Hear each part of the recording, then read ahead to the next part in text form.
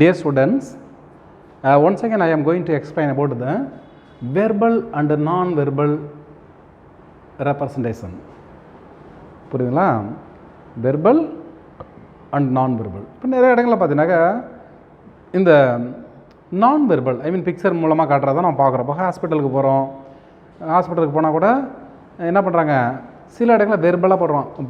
Parking ஏரியான்னு போட்டிருப்பாங்க, parking ஏரியான்னு போட்டுருவான். இப்போ சில இடங்களில் பார்த்தீங்கன்னா என்ன பண்ணுவான், பார்க்கிங் ஏரியான்னு போட்டிருப்பான், அங்கே 2 கார் நிற்கிற மாதிரி போட்டிருப்பாங்க. புரியுங்களா? பார்த்தீங்கன்னா என்ன போடுறான், ஜென்ஸ் டாய்லெட், லேடிஸ் டாய்லெட்னு போடுறாங்க. இது வந்து ஜென்ஸ் டாய்லெட், லேடிஸ் டாய்லெட் எழுதிக்கிறது, தட் இஸ் வெர்பல். நான் வெர்பலாக அங்கே 2 படம் போட்டிருப்பான், பையன் மாதிரியே இருக்கும், இங்கிட்டு வந்து ஒரு கேர்ள் மாதிரி, பொண்ணு மாதிரி இருக்கும், இல்லை நான் வெர்பல். அதுபோல் நான் வெர்பலாக என்னது, இப்போ ஒன்றும் இல்லை, இப்படி இந்த கிளாஸ் ரூமை ஒரு ஃபோட்டோ எடுத்து போட்டுடுறாங்க. ஃபோட்டோ எடுத்து போட்டு உன்னை கேட்பாங்க, how many benches are there அப்படின்னு கேட்டிருப்பான். நீ என்ன பண்ண, படத்தை நல்லா அப்சர்வ் பண்ணி பார்க்கணும், எத்தனை பெஞ்ச் இருக்குது அப்படின்னு பார்க்கணும். ஏன்னா ஒன்று வந்து பார்த்தீங்கன்னாக்கா சைடில் இருக்க மாதிரி இருக்கும்.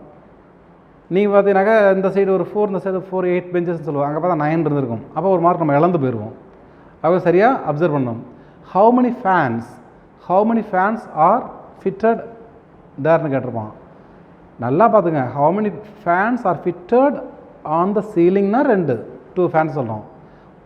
அவன் how many fans are fitted in the room அப்படின்னு கேட்டாக்க அங்கே மேலே 2 பாருங்களேன், அப்படியே பார்த்து சைடில் ஒன்று இருந்திருக்கும், ஒரு பெடஸ்டல் ஃபேன் இருந்திருக்கும், அல்லது ஒரு டேபிள் ஃபேன் இருந்திருக்கும். இதையும் சேர்த்து கணக்கு பண்ணிக்கணும் ஃபேன்.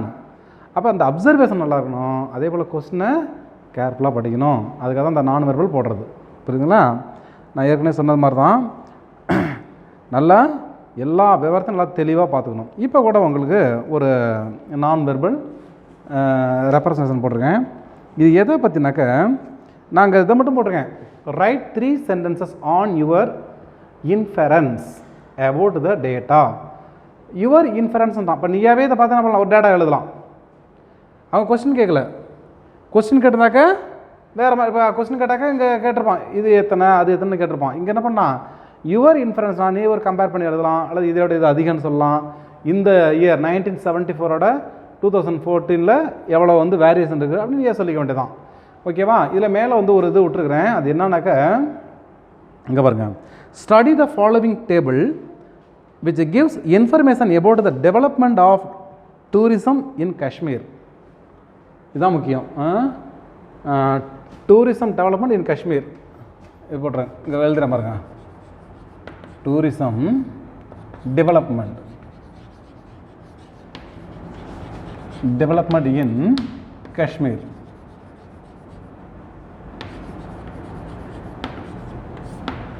அப்போ காஷ்மீரில் வந்து எப்படி டூரிசம் டெவலப்மெண்ட்டு பாருங்கள். நம்பர் ஆஃப் டூரிஸ்ட் ஸ்பாட்ஸ் எங்கே காஷ்மீரில், நம்பர் ஆஃப் டூரிஸ்ட் ஸ்பாட் 1974 5 தான் இருந்தது. அது 2014 என்ன பண்ணுறது, கொஞ்சம் டெவலப் ஆகிருக்குது, வந்து 15 வரைக்கும் வந்துருக்குது. அதுவே நம்பர் ஆஃப் என்டர்டைன்மெண்ட் ஸ்பாட்ஸ் இன் காஷ்மீர் என்ன இருக்குது, இங்கே வந்து 1974 1 தான் இருக்குது, 2014 இன்க்ரீஸ் ஆகிருக்கு, 3 இன்க்ரீஸ் ஆகிருக்கு, 4 வந்துருக்குது.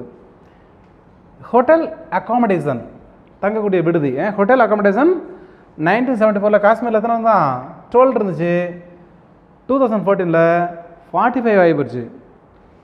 டூரிஸ்ட் ஏஜென்சிஸ் நல்லா அப்சர்வ் பண்ணி பாருங்கள், இதில் கொஞ்சம் கலர் எழுத்து தெரியுதானு தெரியல.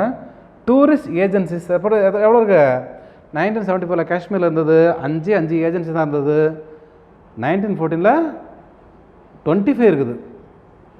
அதே போல் growth in the rate of tourism, இப்போ எவ்வளோ அந்த சுற்றுலா பயணிகளுடைய வளர்ச்சி எப்படி இருக்குனாக்க, 1974 2%, இப்போ 200% ஆகிப்போச்சு அப்படின்னு போட்டுட்டு இதை வச்சு உங்களுடைய இன்ஃபரன்ஸ் எழுதுங்க. இன்ஃபரன்ஸ்ன்றது உங்களுடைய வியூ ஆஃப், உங்களுடைய பாயிண்ட் ஆஃப் வியூ என்னங்கிறத எழுதுங்க அப்படின்னு கொடுத்துட்றாங்க. இப்போ இது எப்படி எழுதலான்னு ஒரு சில ஆன்சர் நான் எழுதி காட்டுறேன்.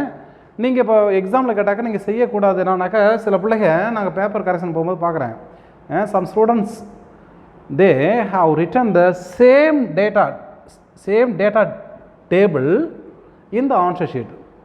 So you need not draw the table and write the information in the answer sheet because they don't have the mark. அதுக்கு மார்க்கே கிடையாது. உங்களுக்கு என்னது, நீங்கள் எழுத போகிற ஆன்சருக்கு மட்டும் தான் mark.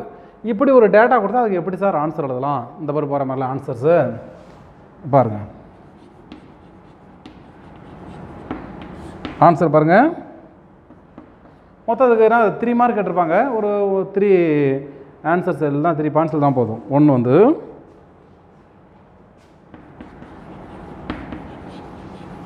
the table gives information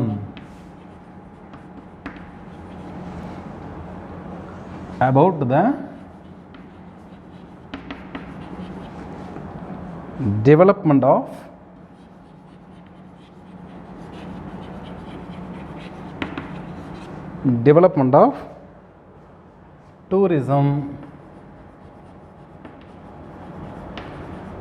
tourism in Kashmir. என்ன பண்ணுறாங்க? ஒரு பாயிண்ட் கொடுக்குறீங்க. இந்த டேபிளை பார்த்து இது என்னன்னு சொல்கிறீங்க. இந்த table gives information about the development of tourism in Kashmir. இங்கே போட்டுருங்க பாருங்களேன், டூரிசம் டெவலப்மெண்ட் இன் காஷ்மீர், அதே டைட்டிலாக போடுறோம். அடுத்து ரெண்டாவது ஒரு பாயிண்ட் எழுதுகிறோம். செகண்ட் என்னன்னாக்க in 1974 there are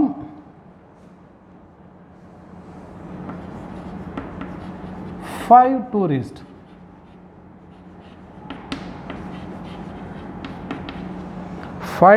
spots. Now it is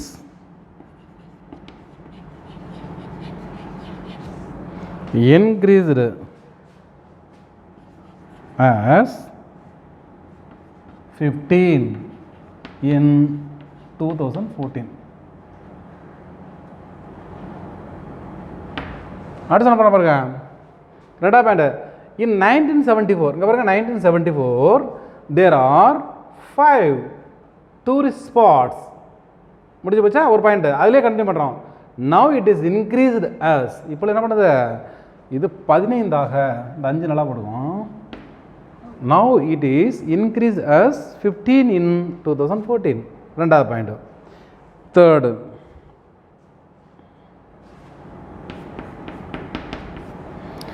entertainment spot.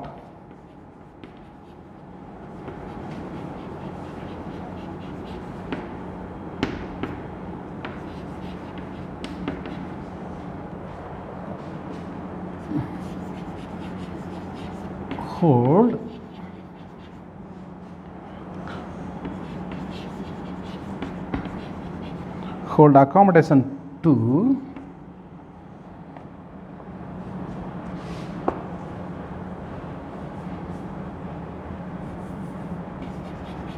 on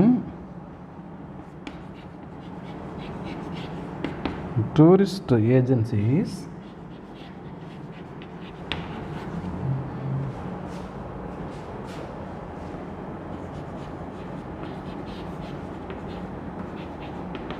are also increased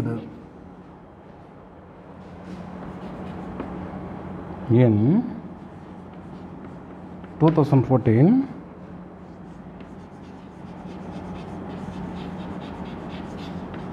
when compared it 1974. இங்க பாருங்க, entertainment spots hold accommodation and tourist agencies are also increased in 2014 when compared to 1974. இந்த 1974 compare பண்ணும்போது என்ன பண்ணுது, இதுவும் increase ஆகிருக்குது. அப்படி நீங்கள் எதனாலும் சொல்லலாம். இப்போ இதை ஒன்று விட்டுட்டோம் பாருங்கள், இதை கூட சொல்லலாம். அந்த growth இந்த ரேட் ஆஃப் டூரிசம் கூட என்ன பண்ணுது, இன்க்ரீஸ் ஆகிருக்குது அப்படின்னு கூட சொல்லலாம். அது மாதிரி இந்த மாதிரி இன்ஃபரன்ஸ் அப்படின்னாக்க என்ன பண்ணணும், இதை பார்த்து நீயா சொல்கிறது.